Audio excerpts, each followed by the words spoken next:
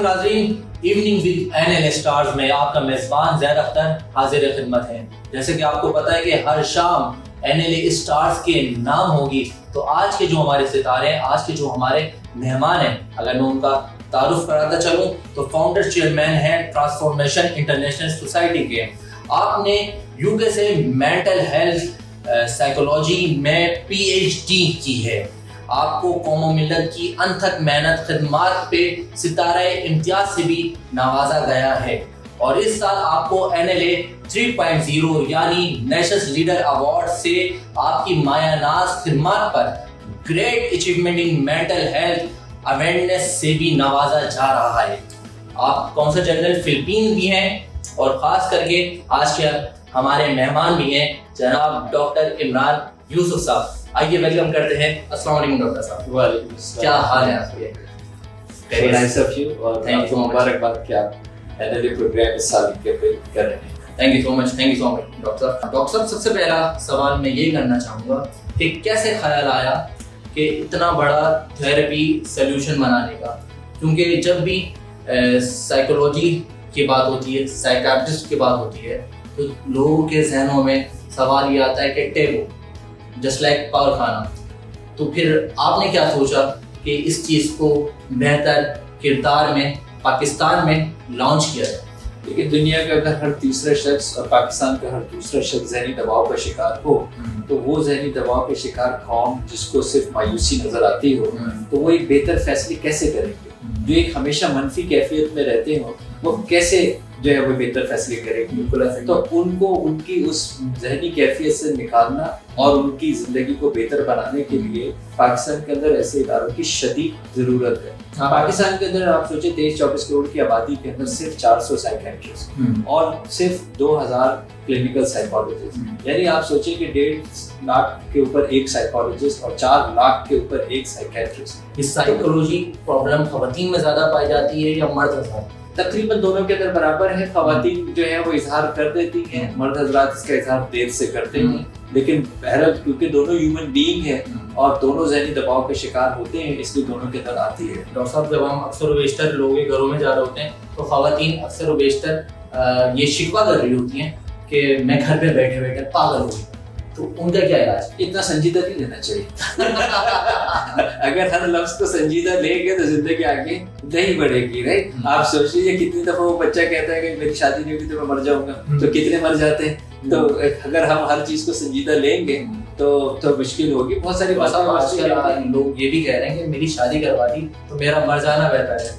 हाँ, लेकिन वो भी तो थे जिसके अंदर मम्मा कह रही थी कि अगर शादी न की तो मैं मर जाऊंगी या मेरी लाश में से गुजरना पड़ जाएगा। वो सारे भी तो जो है वो बातें हैं ना, तो वो फॉर श्योर ये तो एक इमोशनल रिएक्शन है जिसके अंदर लोग इस तरह का इजहार करते हैं। लेकिन ज़हनी दबाव तो है, तभी तो बच्चे ग्रेड्स के ऊपर खुदकुशी का अटैक कर जाते हैं। बिल्कुल। जब हम आ रहे थे, हमने आपकी इतनी मायानाज खिदमात के बारे में सुना, तो मेरे जहन में आया कि एक ओल्ड पर्सन हमें आज इंटरव्यू करने के मिलेगा। लेकिन डॉक्टर साहब, आपकी तो माशाल्लाह आपने अपनी पर्सनैलिटी को बड़ा ग्रूम रखा हुआ है, शख्सियत को निखारे रखा हुआ है, तो इसका क्या? देखिए, मैं लोगों किरदार है, मेरे बहुत ज़्यादा जो बड़े प्रोमिनेंट मेरे सेमिनार्स हैं दुनिया के अंदर, उसमें transform your stress into happiness, हम अपने स्ट्रेस को खुशी में कैसे तब्दील करें।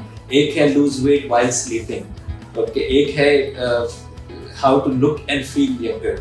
ये सारी चीजें मैं सिखाता हूँ। तो अगर ये मैं खुद ऐसा नजर ना आऊँ तो फिर दायरे में लोगों को कैसे जो है वो सिखाऊंगा। लेकिन मैं ये बता दूं, दीदी वालों की फैमिली का मैं हूँ। रात को 3 बजे उठा के आप हमें नहारी पाए खिला सकते हैं। उनके खाने तो बड़े मशहूर। ऐसे एक्सरसाइज मैं कभी नहीं करता क्योंकि मैं जो है वो एक्सरसाइज यहाँ से कराता हूँ अपने आप को।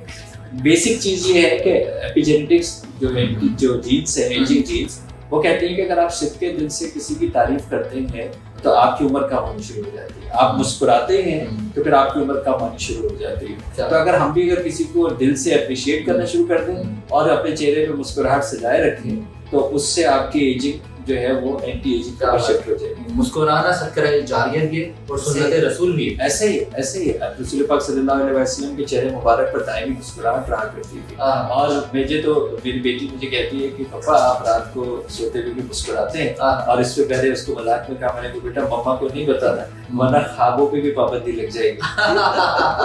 क्या बात है डॉक्टर साहब, माशाल्लाह से नेशनल लीडर अवार्ड NLA 3.0 میں آپ کو great achievement in mental health awareness کے کردار پر بیسٹ اچیومنٹ کا ایوارڈ مل رہا ہے، تو کیسا لگ رہا ہے، کیا کہنا چاہتے ہیں؟ دیکھیے پہلے تو میں بتاؤں ایک ایوارڈ مجھے وہ بہت اچھا ہے، میرے لیے وہ ایوارڈ ہوتا ہے جب میرے ادارے کے اندر کوئی مریض مشکل میں آتا ہے اور مسکراتا ہوا جاتا ہے، سب سے بڑا ایوارڈ تو میرے لیے ہمیشہ وہ ہوتا ہے۔ دوسری بات یہ کہ یہ دنیا کے ایوارڈس میرے پاس امریکہ کا، کینیڈا کا، نیدرلینڈ کا، فلیپینس کا، پاکستان سے پہلے میں پہلے نیشنل ایوارڈس تھے، پھر آپ نے جیسے بتایا کہ 2015 میں ستارہ امتیاز، یہ اپریسیشن ایوارڈز جو ہے وہ مجھے اس بات کے اوپر اس سے زیادہ خوشی ہے کہ NLA نے ذہنی صحت کو اس دفعہ ٹاپک بنایا۔ بالکل میرے لیے اگر یہ ایوارڈ ہے تو یہ بیسکلی اس ذہنی صحت کے ان تمام لوگوں کے لیے ہے جنہوں نے ایفرٹس کی اور ذہنی صحت کو اجاگر کرنے کے لیے، جس کی ہم سب کو ضرورت ہے، اور آپ نے اپنے پروگرام میں کہا بھی تھا کہ یہ ٹیبو ہے، ان حالات میں زیادہ ضرورت ہے،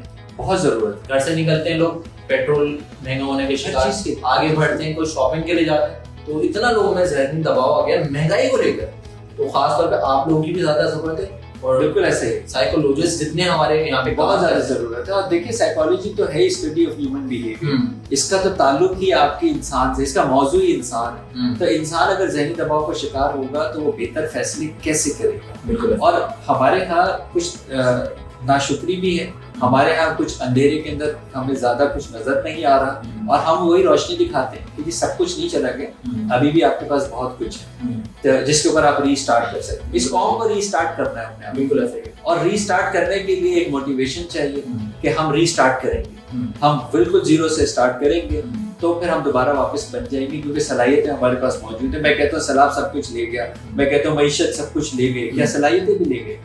صلاحیتیں تو دیکھیں نہیں، صلاحیتوں سے تو ہمارا ملک بھرا پڑا ہے، تو پھر آپ کو صلاحیتوں کو دوبارہ استعمال کرنا ہے۔ ہم کون سے ماں کے پیٹ سے سب کچھ لے کے آئے تھے؟ آپ نے اپنی صلاحیتوں کی بنیاد پر کچھ بنایا تھا نا، کسی نے کم، کسی نے زیادہ، کسی نے بہت زیادہ۔ میں کہتا ہوں کہ یہ سب چلا گیا، کیا صلاحیتیں چلی گئی ہیں؟ تو اگر جب میرے پاس صلاحیتیں نہیں تھی، جب میں نے بنا لیا، اب تو میرے پاس صلاحیتیں ہیں، میں زیادہ جلدی بنا لوں گا، لیکن ضرورت اس پوری دنیا کو اور خصوصاً ہمارے جیسے معیشت کو یہ ضرورت ہے کہ ہمیں دوبارہ ری اسٹارٹ کرنا ہے۔ بالکل۔ ڈاکٹر صاحب کتنے پرسنٹ ریشو سائیکولوجیکل حوالے سے دیکھا جائے، سائیکولوجسٹ پرابلم کتنے پرسنٹ پاکستان میں پائی جاتی ہے؟ ہر دوسرا شخص ذہنی دباؤ کا شکار ہے، دنیا کے اندر ہر تیسرا، اور پاکستان میں ہر دوسرا شخص ذہنی دباؤ کا شکار ہے، اور اسی ذہنی دباؤ کی وجہ سے وہ اپنی جسمانی، ذہنی اور روحانی بیماریوں میں مبتلا ہے۔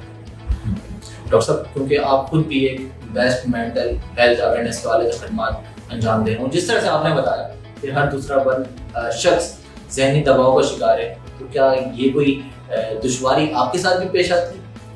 دیکھیے دباؤ تو ضرور ہوگا، دباؤ ضرور ہوگا، لیکن پرپس کیا ہے؟ میری زندگی کا مقصد اس وقت اپنی آخرت سنبھالنا ہے۔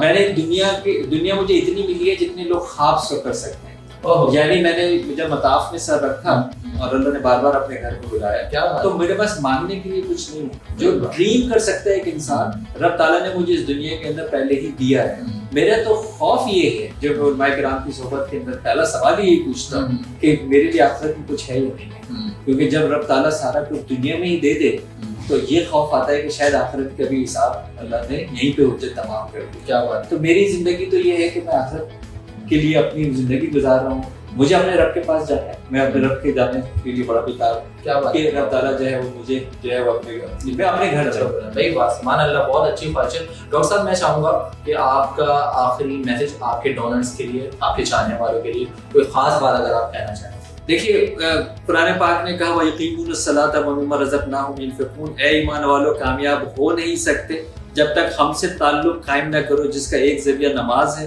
اور اس رزق میں سے جو ہم نے تم کو دیا ہے وہ تقسیم نہ کر دو۔ ہماری ہر نعمت اور صلاحیت ہمارا رزق ہے۔ ورلڈ مینٹل ہیلتھ فیڈریشن کی ڈیفینیشن کے مطابق اگر آپ ضرورت نہیں ہے کسی اور کی تو پھر آپ ذہنی طور پر صحت مند نہیں ہیں، اور دراصل آپ صحت مند ہی نہیں ہیں، کیونکہ جو جسمانی 80% بیماریاں ہیں ان کی وجہ یہی ذہنی دباؤ اور ذہنی صحت ہے۔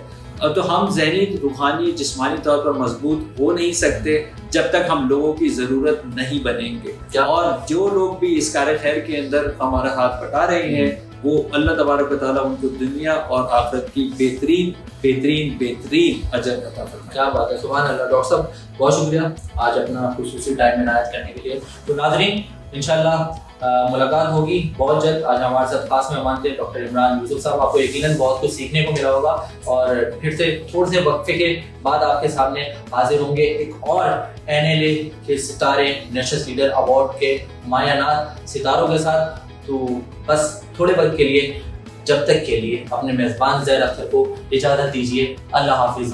نگہبان.